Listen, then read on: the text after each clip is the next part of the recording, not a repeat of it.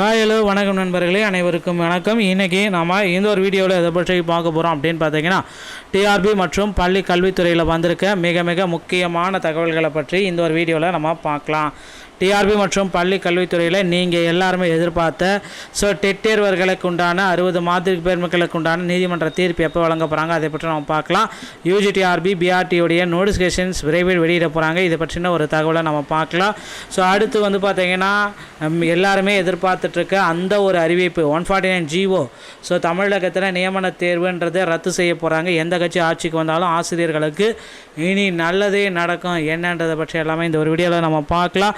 Assistant professor தேர்வு பார்த்திங்கன்னா இனி நடக்கவே நடக்காது. எல்லாருமே ஹாப்பியாக இருங்க. கவலையை விடுங்க, மகிழ்ச்சியோடு இருங்க. என்னென்ன பற்றி நான் தகவலாக பார்க்கலாம். நீங்கள் நம்முடைய சேனலில் முதல் முறையாக பார்க்குறீங்க அப்படின்னா மறக்காமல் ஒரு சப்ஸ்கிரைப் அண்ட் பெல்லை கிளிக் பண்ணி வச்சுக்கோங்க. வாங்க வீடியோக்குள்ளே போகலாம்.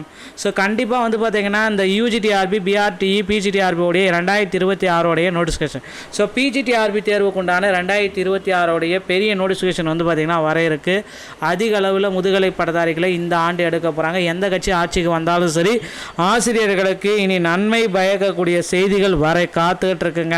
தமிழக ஆசிரியர்கள் அனைவருக்குமே இனி ஒரு மகிழ்ச்சியான செய்திகளை ஆசிரியர் தேர்வு வாரியம் விரைவில் வெளியிட போகிறதா தகவல்கள் வந்திருக்கு. எல்லாருடைய எதிர்பார்ப்புமே பார்த்திங்கன்னா ஆசிரியர் தேர்வு வாரியம் விரைவில் பூர்த்தி செய்யும் அப்படின்றத எதிர்பார்க்கலாங்க. டிஆர்பியில் டெட் வழக்குகள் பார்த்திங்கன்னா ஏப்ரல் 28 பட்டியலிடப்பட்டிருக்கு. ஆசிரியர் தகுதி தேர்வு உச்சநீதிமன்றத்தில் ஏப்ரல் 28 வழக்குகள் பட்டியலிடப்பட்டிருக்கு. அதோடைய வழக்கு நம்பர் போட்டிருக்காங்க, கேஸ் நம்பர் இருக்குது, சிஎன்ஆர் நம்பர் இருக்குது. ப்ரெசன்ட் லிஸ்டட் ஆர் ஸ்டேட்டஸ் பார்த்திங்கன்னா 28/4/2026 honourable justice Dipankar Datta, honourable mister justice மன்மோகன். ஓகேங்களா?